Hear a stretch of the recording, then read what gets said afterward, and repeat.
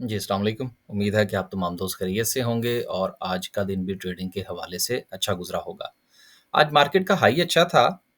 Market 61,237 का high लगाया और क्लोजिंग जो है वो 60,500 पर की रफ़ली। 464 है, लेकिन अगर हम इसको 500 भी कंसीडर करें तो रफ़ली कुछ 700 पॉइंट्स जो हैं वो आज मार्केट ने लूज़ किए हैं। और अहम चीज़ ये है कि मार्केट का आज का लो जो है वो 60,420 का है और क्लोजिंग जो है वो मार्केट ने 60,464 पर दी है। तो लो पर क्लोजिंग है, कोई इतनी अच्छी क्लोजिंग नहीं है। देखिए, गुज़िश्ता काफ़ी दिनों से मैं इस बात पर ज़ोर दे रहा हूँ कि देखिए, खबरों के साथ मार्केट बहुत ज़्यादा अटैच हो चुकी है और ख़ास तौर पर जो गवर्नमेंट की फ़ॉर्मेशन है, इसको ज़रा देख लें। लेकिन अगर आप स्क्रीन के आगे बैठ सकते हैं, तो फिर स्टॉप लॉस के साथ ट्रेड लेने में कोई मुज़ायका नहीं है, एज़ ए ट्रेडर आप काम करें। लेकिन अगर आप अपने आप को जो है वो स्विंग ट्रेडर समझते हैं या पोज़ीशनल ट्रेड लेने वाले जो है वो समझते हैं, तो फिर आप ऐसा करें कि अपने-अपने शेयर्स को आइडेंटिफ़ाई करें, उनके लेवल आइडेंटिफ़ाई करें और उनको उन लेवल पर खरीदना शुरू करें। इंशाल्लाह ये गवर्नमेंट भी फॉर्मेट का जो फ़ॉर्मेशन का जो मरहला है, ये पाया तकमील तक पहुँच जाएगा, आईएमएफ की डील भी इंशाल्लाह हो जाएगी। मैं इस हवाले से काफ़ी पॉज़िटिव हूँ। तो ये अच्छा वक़्त है इस हवाले से। लेकिन अगर आपने एक दिन शेयर ऊपर ऊपर और आप खुश और एक दिन शेयर नीचे और आप जो है वो परेशान, तो फिर अभी जो है वो मार्केट आपके लिए नहीं है, आप साइड पे हो जाएँ। मसलन मैं आपको अपनी मिसाल देता हूँ, दोस्त साथ में काम करते हैं, तो अभी सिर्फ़ 3 या 4 शेयर हमारे पास थे। उन्हीं पे हम गुज़िश्ता 4 दिन से है, जो 5 दिन से हम इसी तरह देख रहे हैं, कोई काम नहीं कर रहे ख़ास। अपने ही शेयर में अगर कोई ठीक है, कोई ट्रेड बन जाए तो ठीक है, नहीं बनती तो हम वेट एंड सी कर रहे हैं। कुछ ज़्यादा हमने पैसा नहीं डाला हुआ। ग्यो गो के इसके जो है वो आउटपुट हमें मिलता है। मसलन कल जो था वो ओजीडीसी अपर कैप हो गया। तो मुझे मैसेजेस आया, जी आपने जी रिकमेंड नहीं किया। मैंने कहा यार, मैंने तो वीडियो में ही बता दिया था कि मेरा इसमें अभी ट्रेड करने का कोई प्रोग्राम नहीं है। मैं इसके एक लेवल पर नज़र रख के बैठा हुआ हूँ। उस लेवल पर जाएगा तो ज़रूर ट्रेड लेंगे, लेकिन अभी नहीं। अभी जो है वो बहुत ज़्यादा खबरों की ज़द में है। आगे चलते हैं, मज़ीद देखते हैं कि आज जो है वो मार्केट की सूरत-ए-हाल क्या रही। अगर हम सर्किट ब्रेकर की बात करें तो सिर्फ़ 4 पॉइंट के इज़ाफ़े के साथ पोज़ीशन बहुत अच्छी है आज वैसे। सारा का सारा जो है वो आज हमारा फ़ार्मास्यूटिकल सेक्टर जो है वो अपर कैप है। सर्ल अपर कैप है, इसके अलावा हेलोविन है, ग्लेक्सो है, फेरोज़ है, सिटी फ़ार्मा है। तो माशाल्लाह से बल्कि आईबीएल भी था, मुझे किसी सूरत में नज़र आया था कि आईबीएल हेल्थकेयर जो है वो भी अपर कैप है। तो अच्छी आज सिचुएशन रही फार्मास्यूटिकल की, तो हमने भी लगते हाथ जो था वो सीपीएचएल जो था वो रखा हुआ था। तो चलें, हमारा भी एक एक शेयर जो है वो लगते हाथ अपर कैप हो गया। तो थोड़ी बहुत ट्रेड करना चाहें तो आप कर सकते हैं, लेकिन बच के रहिएगा। सूरत-ए-हाल किसी भी वक़्त बदल सकती है, लेकिन उसको एज़ ए अपॉर्च्युनिटी लीजिएगा। अब मैं इसको अपॉर्च्युनिटी क्यों कह रहा हूँ, इंशाल्लाह टाइम निकाल कर इस पर मैं तफ़सील से जो है वो बात करने की कोशिश करूँगा। आप अगर कंपनीज़ का जायज़ा लें, तो बहुत सारी आपको ऐसी कंपनीज़ मिलती हैं कि आपका जो इंडेक्स है वो 60,000 पर खड़ा है, लेकिन शेयर्स की प्राइसेज़ जो हैं वो 40,000, 42,000, 45,000 के लेवल पर जा चुकी हैं। उन शेयर को आइडेंटिफ़ाई कीजिए, उनके लेवल निकालिए, उनमें थोड़ी-थोड़ी सी बाइंग करनी शुरू कर दीजिए। जब मार्केट पलटेगी, तो सर जब इंडेक्स बढ़ेगा तो उन शेयर्स को चलना पड़ेगा। अगर वो शेयर्स नहीं चलेंगे जो इस वक़्त 45,000 या 40,000 के लेवल पर जा चुके हैं, तो इंडेक्स कैसे आगे मूव करेगा? क्योंकि इंडेक्स को भारी भरकम शेयर्स ने रोका हुआ है। वो शेयर जिस तरह ओजीडीसीएल है, ये वो शेयर जो था ये आपको ₹80 से भी नीचे मिल रहा था। आज देखें कहाँ पे ट्रेड हो रहा है। पीपीएल देखिए कहाँ पे ट्रेड हो रहा है। माड़ी पेट्रोलियम देखिए कहाँ पे ट्रेड हो रहा है। पीएसओ 70 का मेरा ख़्याल है, if I am not wrong, क्योंकि इस वक़्त में मेरे सामने डाटा नहीं है। कल लो लगा के आया था, आज देखिए कहाँ पर खड़ा है। तो ये वो भारी भरकम शेयर्स हैं। एंग्रो कॉर्पोरेशन को देखिए, मेरा ख़्याल है 236 या 235 या 225 पे था। आज देखें कहाँ पर खड़ा है। इफड को देखिए, अपने हिस्टोरिकल हाई पर खड़ा है। ये वो शेयर्स हैं जिन्होंने इंडेक्स को उठा के रखा हुआ है। बात को अगर आप इस तरीके से समझने की कोशिश करेंगे और इंडेक्स के पीछे भागेंगे, तो सर इंडेक्स तो फिर इसी तरह से ही रहेगा कि वो ये बड़े शेयर्स इसको उठा के रखेंगे। जिस दिन ओजीडीसी अपर कैप हो जाएगा, एंग्रो कॉर्पोरेशन अपर कैप हो जाएगा, दूसरे शेयर ज़मीन बोस भी हो जाएँगे, तो इंडेक्स को क्या फ़र्क पड़ता है? कुछ भी नहीं। तो गुज़ारिश ये है कि बहुत सारे शेयर्स जो हैं वो लो प्राइस पर जा चुके हैं, उनमें अपॉर्च्युनिटी बनाने में कोई मुज़ायका नहीं। लोअर कैप की बात करते हैं तो लोअर कैप में काबिल-ज़िक्र कंपनी जो है वो कोई नहीं है। कुछ 1-2 खबरें भी हैं, उसको भी हम शामिल करने की कोशिश करेंगे। थोड़ा-सा ये देख लें कि आज किस सेक्टर ने क्या किया। सबसे ज़्यादा नुकसान आज जो मुझे पहुँचता हुआ नज़र आया, वो कमर्शियल बैंक्स में भी था, लेकिन कमर्शियल बैंक के कुछ रिज़ल्ट्स हैं, उनको भी शामिल करेंगे। ओजीडीसी ऑयल एंड गैस ने 133 पॉइंट्स निकाले, लेकिन फार्मास्यूटिकल ने उसको बहरहाल जो है वो ओवरकम किया। पावर जनरेशन में सूरत-ए-हाल बहुत अच्छी रही। कमर्शियल बैंक ने सिर्फ़ 54 पॉइंट्स निकाले, तो सो एंड सो सूरत-ए-हाल प्लस माइनस के साथ चलती रही है। और जहाँ-जहाँ लोगों को अपॉर्च्युनिटी मिली है, वहाँ पर लोगों ने अपने पोज़ीशन बना रखी थी। मिसाल के तौर पर अगर आप एक एक थोड़ी-सी मिसाल अगर आप देख लें, यहाँ पर 1 मिनट लगेगा, तो थोड़ा-सा आपको अंदाज़ा हो जाएगा। आप ये थोड़ा-सा ये देखिए, ये जो टॉप एडवांसर्स हैं, इनमें चलें ज़्यादा आप किसी की मिसाल ना लें, आप एएसटीएम की मिसाल ले लें। अब ये जो है ये एएसटीएम ये कहाँ से नीचे आया है?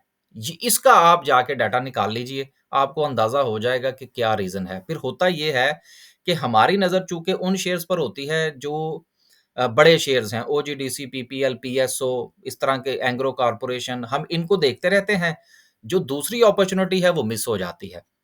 और फिर जब इस तरह से वो 12% या 15% का जो है वो गेन देते हैं, फिर हम इनकी तरफ भागने की कोशिश करते हैं कि यार वो इसमें भी अपॉर्च्युनिटी है। आप मार्केट के पीछे ना भागें, आप अपने-अपने शेयर्स का इंतखाब करें, फिर उसमें आराम करें थोड़ा-सा। अब मसला आज मैं आपको सिटी फार्मा की बात बताऊँ कि आज अपर कैप हो गया, तो क्या हमने इसको आज खरीद रखा था? नहीं यार, ऐसा तो नहीं है। हमने तो काफ़ी दिन पहले खरीद रखा था, स्टॉप लॉस लगा के रखा हुआ था, अगर हिट हो गया तो ठीक है, ना हुआ तो हम इसको कैरी ऑन करेंगे। ये जगह है जहाँ पर हम रिस्क ले सकते हैं। रिस्क आइडेंटिफ़ाई कीजिए और रिस्क लीजिए। अगर नहीं लेना चाहते, तो पोज़ीशन भी आप बना सकते हैं। उम्मीद है कि आप इस तरह से आज रिसर्च करेंगे। मुझे भी वक़्त मिला तो मैं कोई एक आध वीडियो बनाऊँगा जिसमें 3-4 शेयर्स के हवाले से मैं आपको आइडिया दे दूँगा ताकि उस पॉइंट ऑफ व्यू से आप भी रिसर्च कर सकें। आगे चलते हैं जी और जी, आगे चलते हैं और कुछ खबरें हैं मज़ीद उनको भी शामिल करने की कोशिश करते हैं। उससे पहले 2-3 अनाउंसमेंट्स हैं। पहली अनाउंसमेंट जो है वो ईपीसीएल की है। ₹9.45 की अर्निंग है, अर्निंग बहुत अच्छी है। लेकिन डिविडेंड सिर्फ़ ₹1 का दिया है। इस हवाले से यकीनन जो है वो कोई अच्छी बात नहीं है। उसके अलावा जुबली जनरल इंश्योरेंस है, ₹15 की अर्निंग है, ₹5 का डिविडेंड है, बहुत अच्छा है। देन इंटरलूप है, सिर्फ़ ₹2 का डिविडेंड, ₹2 की अर्निंग चलें, जितना कमाया सारा दे दिया शेयर होल्डर को। बीओपी जो है इसने ₹3 कमाए, ₹3.47 और ₹1 का डिविडेंड दिया है, बहुत अच्छा है। अब आप यहाँ से थोड़ा-सा अंदाज़ा लगाइए कि ईपीसीएल की भी ईयर एंडेड थी और बीओपी की भी ईयर एंडेड थी। अब ये शेयर जो है ये ₹6 का है, मतलब ₹6 से थोड़ा-सा ऊपर है और ये देखिए कहाँ पर है ₹50 का आप इसको आइडिया लगा लें, एवरेज कर लें जी इसकी। इसको ₹50 कर लें और इसको चलें जी हम ₹8 कर लेते हैं, समझने के लिए। अब देखिए अगर आप इसको इसके साथ करने की कोशिश करेंगे तो ये रफ़ली कुछ 6 शेयर्स आते हैं, यानी कि ₹6 का डिविडेंड बनता है। तो इस तरह से कैलकुलेशन करके अगर आपने लॉन्ग टर्म कोई शेयर रखना हो डिविडेंड के पॉइंट ऑफ व्यू से, तो आप इस तरह से देख सकते हैं कि यार मैंने अपना पैसा किस शेयर में डालना है जो कि मुझे यील्ड अच्छी दे। अब आप ₹50 का शेयर खरीदेंगे और वो आपको ₹1 का डिविडेंड देगा। गो के जो एंग्रो के शेयर्स हैं, मैं ये बिल्कुल ये नहीं कह रहा कि आप ईपीसीएल में ना जाएँ।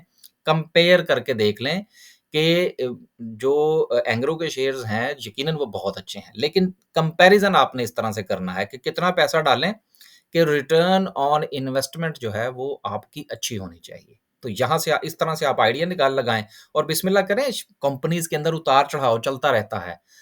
जिन्होंने लॉन्ग टर्म काम करना होता है, वो इस किस्म की छोटे-मोटे मखमसों में नहीं फँसते और अगर उनको इस तरह से कोई कंपनी गिरती हुई मिले, तो वो उसको एज़ ए अपॉर्च्युनिटी लेते हैं। आगे चलते हैं। आगे चलते हैं और खबर जो है वो गैस के हवाले से है कि फौजी फर्टिलाइज़र बिन कासिम जो है, इसने अपनी जो खाद की प्राइसेज़ हैं, वो बहुत ज़्यादा बढ़ा दी हैं, क्योंकि गवर्नमेंट की तरफ से जो है वो गैस का बॉम्ब गिरने लगा है इनके ऊपर।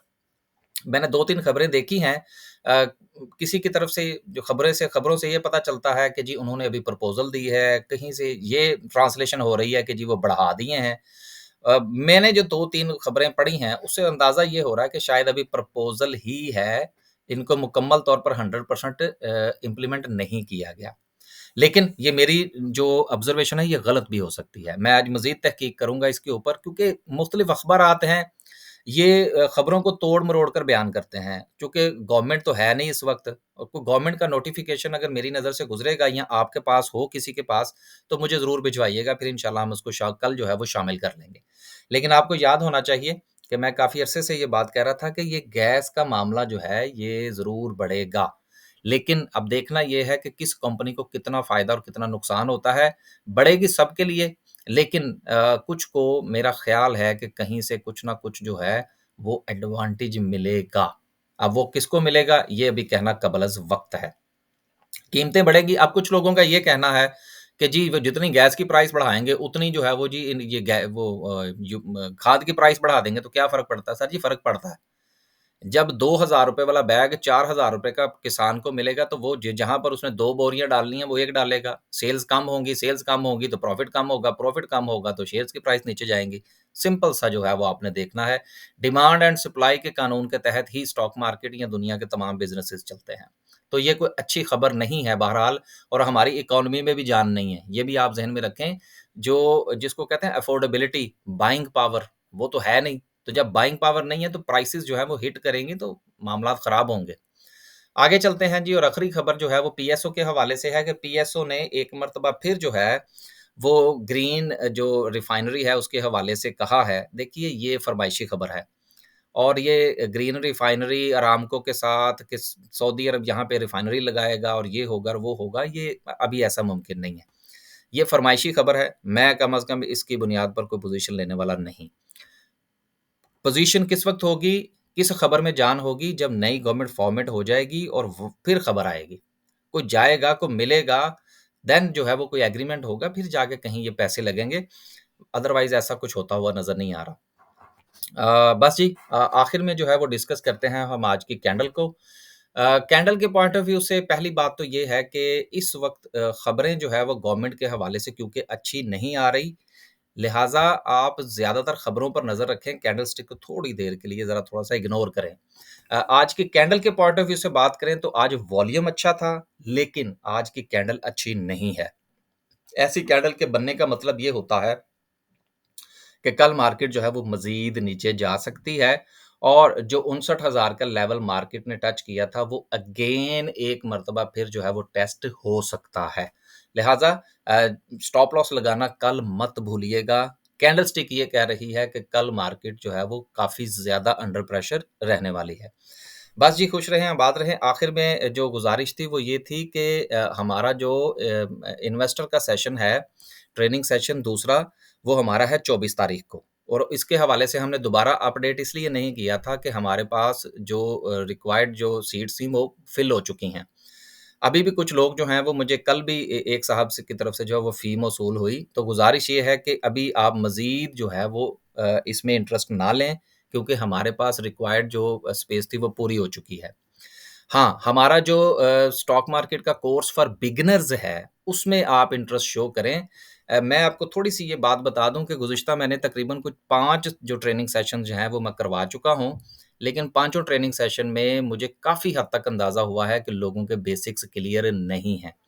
लेकिन मज़े की बात ये है कि लोगों का ज़्यादा इंटरेस्ट जो है वो इन्वेस्टर के कोर्स में है, लोगों का ज़्यादा इंटरेस्ट जो है वो हमारे दूसरे कोर्सेज़ में थे, वो जैसे ही हमने अनाउंस किए, हमारे पास सीट्स जो हैं वो फिल हो गई विदिन डेज़। लेकिन जो बिगिनर्स का कोर्स है, उसकी तरफ लोगों का बिल्कुल कोई इंटरेस्ट नहीं है। उसमें हम एडवर्टाइज़ भी कर रहे हैं, उसमें हम लोगों को तरग़ीब भी दे रहे हैं। अब जब आप लोग बिगिनर्स की तरफ नहीं आएँगे और आप बेसिक कोर्स नहीं करेंगे, तो इन्वेस्टर का कोर्स करने से आपको कोई ख़ास एडवांटेज नहीं मिलेगा। ये ज ड्यूरिंग द डिस्कशन भी जब हमारा कोर्स चल रहा था, उसमें भी काफ़ी लोग दोस्तों की तरफ से जो है सवालात आए, तो मैंने उनसे कहा कि सर ये जो सवाल आप पूछ रहे हैं, ये तो सवाल ही बेसिक लेवल का है। अब इसको हम इन्वेस्टर के कोर्स के अंदर किस तरह से कवर कर सकते हैं? तो गुज़ारिश ये है कि हमारे उस कोर की तरफ आइए, लेकिन अगर आप नहीं आएँगे तो यकीनन हम कुछ लोगों ने इंटरेस्ट लिया है, हम इसको फिर कंटिन्यू नहीं करेंगे। हम फिर इन्वेस्टर का ही कोर्स करवाएँगे। देखिए बिज़नेस है ना, अब जब आपके कॉस्ट ऑफ बिज़नेस ही पूरी नहीं होगी, तो हम एक नए कोर्सेज़ जो है वो फिर कैसे इंट्रोड्यूस करवाएँगे? फिर लोगों की तरफ से ये होता है जी हमने सीखना है। जब आपने सीखना है तो फिर बेसिक कोर भी सीखें ना, बेसिक्स की तरफ भी आइए। तो देखते हैं, अभी बहरहाल हमारा बेसिक का जो कोर्स है, उस हवाले से हमारी सीट्स अवेलेबल हैं। लेकिन इन्वेस्टर के कोर्स में अवेलेबल नहीं है। अगर इसी तरह से रहा तो फिर इंशाल्लाह हम बेसिक का एक तो करवाएँगे जो हमने शुरू किया है।